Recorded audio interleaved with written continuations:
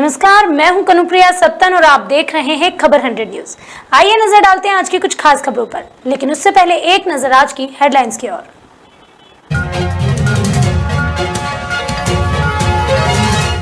Ratlam police का ब्याजखोरों के खिलाफ अभियान जारी, पीड़ितों से की शिकायत करने की अपील।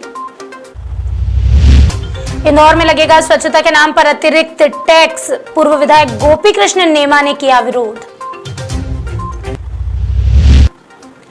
एमपी के सीएम ने की अधिकारियों के साथ बैठक, महाराष्ट्र के लिए बस परिवहन पर रोक और बढ़ेगी।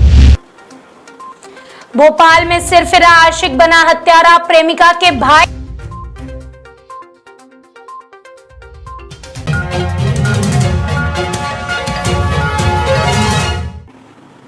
बुधवार को सीएम शिवराज ने अपने संकल्प को आगे बढ़ाते हुए नीम का पौधा लगाया और बताया कि पौधेरोपण का सिलसिला ये इसी तरह जारी रहेगा। उन्होंने मीडिया से कई मुद्दों पर बातचीत की।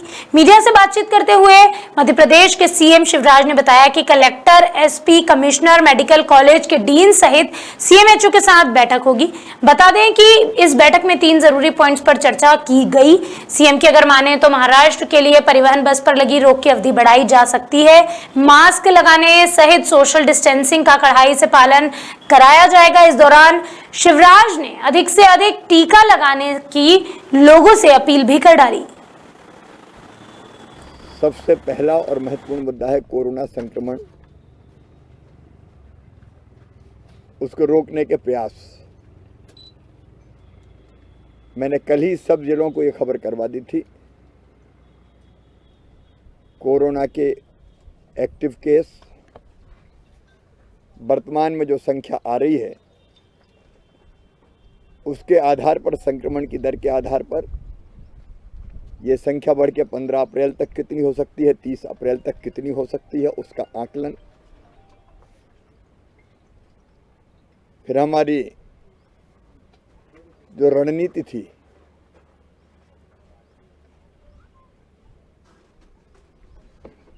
IITT, identification, isolation, testing, treatment की,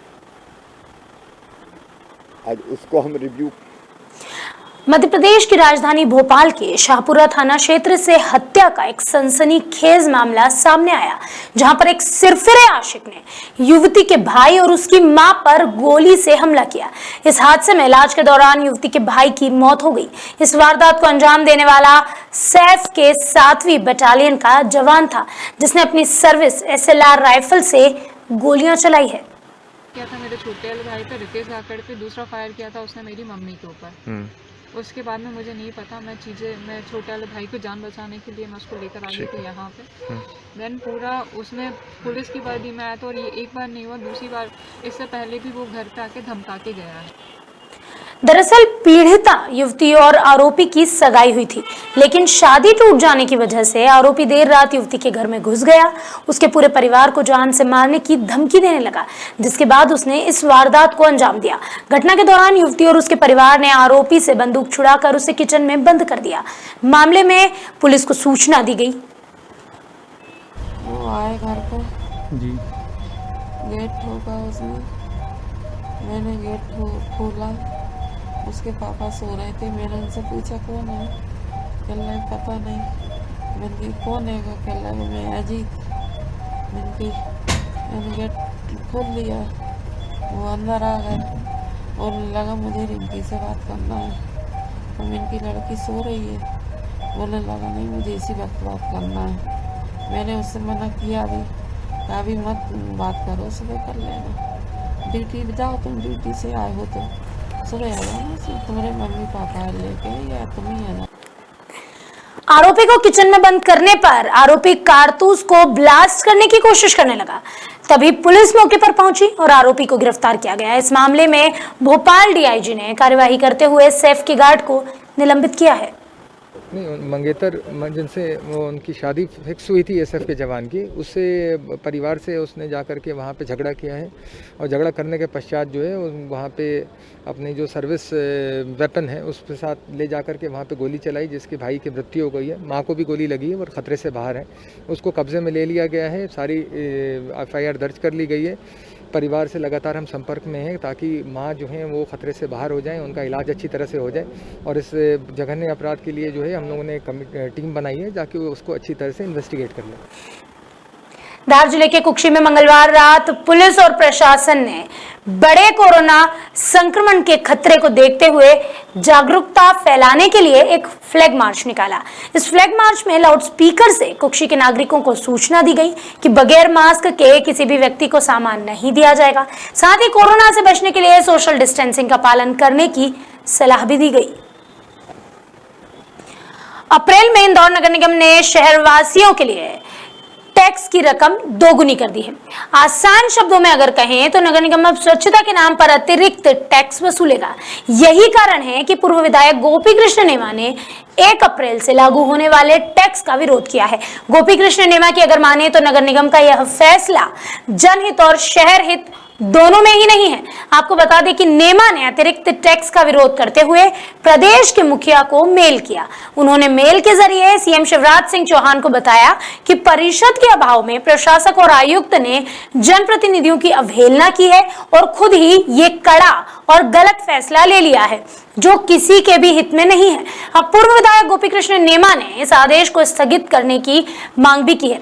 आपको बता दें इसी दौरान इंदौर की महापौर मालिनी गौड़ का भी एक बयान वायरल हुआ है, जिसमें मालिनी गौड़ ने भी इस फैसले की, निगम के इस फैसले की को गलत ठहराया है और उन्होंने कहा है कि यह जल्दबाजी में गलत ढंग से लिया हुआ बेतुका डिसीजन है।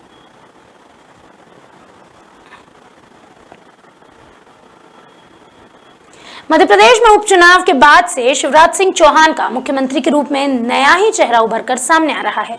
पहले मुख्यमंत्री की छवि शिवराज मामा के रूप में थी, लेकिन अब उन्हीं मामा ने माफियाओं के खिलाफ खुले मंच से जंग का ऐलान कर दिया, जिसके चलते मध्य प्रदेश के कई जिलों में प्रशासक एक्शन मोड में नजर आ रहे हैं।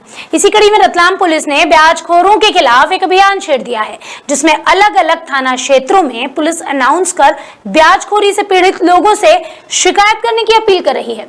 गौरतलब है कि पुलिस ने रतलाम में एक बड़ी ब्याजखोर कंपनी का भांडाफोड़ किया, जिसमें पुलिस ने 6 आरोपियों को गिरफ्तार किया और 32 लाख रुपए नगद बरामद किए। इसी के चलते अब पुलिस ब्याजखोरों के खिलाफ ये बड़ा अभियान चला रही है।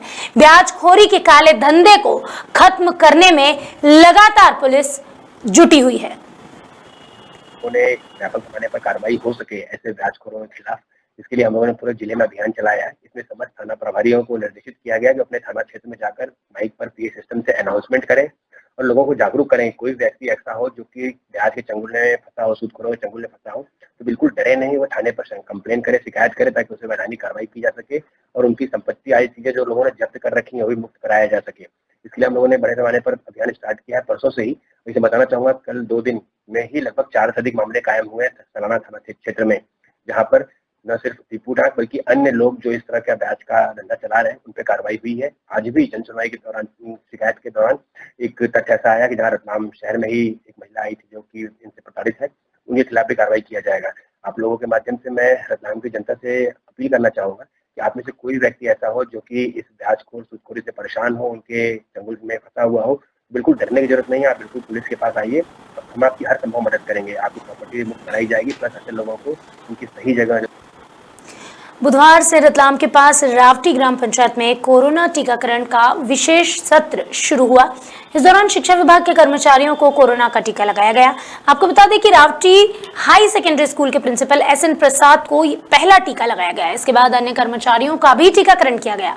गौरतलब है कि आगामी शिक्षा सत्र और चुनाव को देखते हुए सभी सरकारी कर्मचारियों को कोरोना वैक्सीन लगाई जा रही है। अब जल्द ही रावटी ग्राम पंचायत में आम लोगों को भी वैक्सीन लगाई जाएगी। अभी के लिए बस इतना ही, लेकिन खबरों का सिलसिला लगातार है जारी। अगर आप रहना चाहते हैं हर छोटी बड़ी खबर से अपडेट, तो जुड़े रहिए खबर 100 न्यूज के साथ, जनता की बुलंद आवाज।